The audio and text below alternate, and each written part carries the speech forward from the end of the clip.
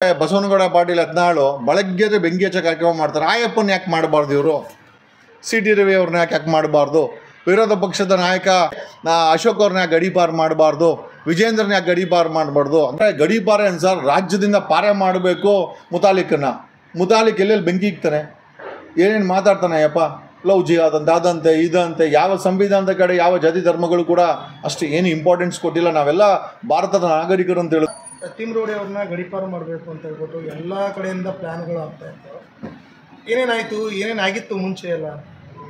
Sir ಏನಿಲ್ಲ, ಇಲ್ಲಿ ನೋಡಿ, ಯಾರು ಧ್ವನಿ ಮಾಡಿರುತ್ತೆ ದೂರುದಾರರಿದ್ದಾರೆ, ಮತ್ತು ಯಾರು ನಮ್ಮ ಥರ ಅದಕ್ಕೆ ನ್ಯಾಯ ಸಿಗಬೇಕು ಅಂತ ನಾವು ಮುಂದಾಳತೆ ವಹಿಸ್ಕೊಂಡು ಮಾಡ್ತಾಯಿದ್ದೀವಿ. ಅವ್ರುಗಳಿಗೆಲ್ಲ ಈ ಕಾಂಗ್ರೆಸ್ ಸರ್ಕಾರ ಮಾಡಬಾರ್ದ ಏನೋ ಕಾನೂನುಗಳನ್ನು ಬಳಸ್ಕೊಂಡು ಮಾಡಬಾರ್ದು ಮಾಡುಗಳನ್ನು ಮಾಡ್ತಾಯಿದ್ದಾರೆ. ಬಾಬಾ ಸಮೀರ್ ಮೇಲೆ ಕೇಸ್ ಹಾಕಿದ್ರು, ಗಿರೀಶ್ ಮಠಣ್ಣವ್ರ ಮೇಲೆ 5 ಕೇಸ್ ಹಾಕಿದ್ರು, ನನ್ನ ಮೇಲೆ 5 FIRಗಳು ಮಾಡಿದ್ರು. ನಾನು ಕೂಡ ಹೈಕೋರ್ಟ್ಗೆ ಹಾಕಿದ್ದೀನಿ, ಬೇರೆ ವಿಚಾರ. ಪಾಪ ಇನ್ನೊಂದು ಹೆಜ್ಜೆ ಮುಂದೆ ಹೋಗಿ ನಮ್ಮ ಮಹೇಶ್ ತಿಮ್ರೋಡಿ ಅವ್ರಿಗೆ ಐ ಥಿಂಕ್ ಗಡೀಪಾರಿನ ಅಂತ ಏನೋ ಮಾಡೋಕ್ಕೆ ಆದೇಶ ಮಾಡದಂತೆ ತಹಸೀಲ್ದಾರ ಅಸಿಸ್ಟೆಂಟ್ ಕಮಿಷನರು. ಅದನ್ನು ಇವತ್ತು ಸ್ಟೇ ಆಗಿದೆ ಅಂತ ನಾನು ಮಾಧ್ಯಮಗಳಿಗೆ ಕೇಳ್ಪಟ್ಟೆ. Expected sir. ಪಾಪ ಅಲ್ಲ 25 ವರ್ಷಕ್ಕೆ ಮುಂಚೆ BJP ಅವರು ಅವ್ರನ್ನ ಬಳಸ್ಕೊಂಡು ಮಾಡಿಸ್ದಾಗ ಗಡೀಪಾರ ಆಗಿದ್ರೆ ಒಪ್ಕೊಳ್ತಾ ಇದ್ದೀವಿ. ಇವತ್ತು ಸಾರ್ವಜನಿಕ ಹಿತಾಸಕ್ತಿನಲ್ಲಿ ಹೆಣ್ಣು ಮಕ್ಕಳ ವಿಚಾರದಲ್ಲಿ ಮತ್ತು ಅಲ್ಲಿ ನಡೆದಿರುವ ಹತ್ಯಾಕಾಂಡದ ವಿಚಾರದಲ್ಲಿ ಒಂದು ದೊಡ್ಡ ಧ್ವನಿಯಾಗಿ ಮಹೇಶ್ ತಿಮ್ರೋಡಿ ಮಾಡ್ತಾ ಇರೋದ್ರಿಂದ ಐ ಥಿಂಕ್ ನನಗೆ ಬೇಜಾರಾಯಿತು. ನಿಜವಾಗ್ಲೂ ಗಡೀಪಾರು ಮಾಡಬೇಕಾದ್ರೆ ಯಾಕಂದರೆ ಇವ್ರು ಗಡೀಪಾರು ಮಾಡ್ತಾ ಇದ್ದಾರೆ. ಬೆಳಗ್ಗೆ ಬಸವನಗೌಡ ಪಾಟೀಲ್ 14 ಬೆಳಗ್ಗೆ ಬೆಂಕಿ ಹಚ್ಚ ಕಾರ್ಯಕ್ರಮ ಮಾಡ್ತಾರೆ. ಆಯಪ್ಪನ ಯಾಕೆ ಮಾಡಬಾರ್ದು ಇವರು? ಸಿ ಟಿ ರವಿ ಅವ್ರನ್ನ ಯಾಕೆ ಮಾಡಬಾರ್ದು? ವಿರೋಧ ಪಕ್ಷದ ನಾಯಕ ಅಶೋಕ್ ಹೇಳಿದ್ರು ಷಡ್ಯಂತ್ರ ಇದೆ ಅಂತ.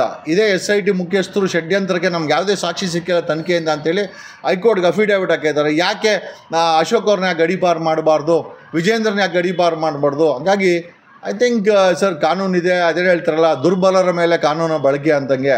ಯಾರು ದುರ್ಬಲ ಇದ್ದಾರೆ ಅವ್ರ ಮೇಲೆ ಮಾಡ್ಕೊತಾ ಇದ್ದಾರೆ. ಇವರೆಲ್ಲ ಪವರ್ಫುಲ್ ಪೋಸ್ಟಲ್ಲಿದ್ದಾರೆ, ಏನು ಮಾಡ್ಕೊಳ್ಳೋಣ. ಅಂದರೆ ಸರ್ ಈಗ ನಮ್ಮ ಕಾನೂನಲ್ಲಿ ಗಡೀಪಾರು ಅನ್ನೋ ಆಪ್ಷನ್ ಇದೆಯಾ ಸರ್?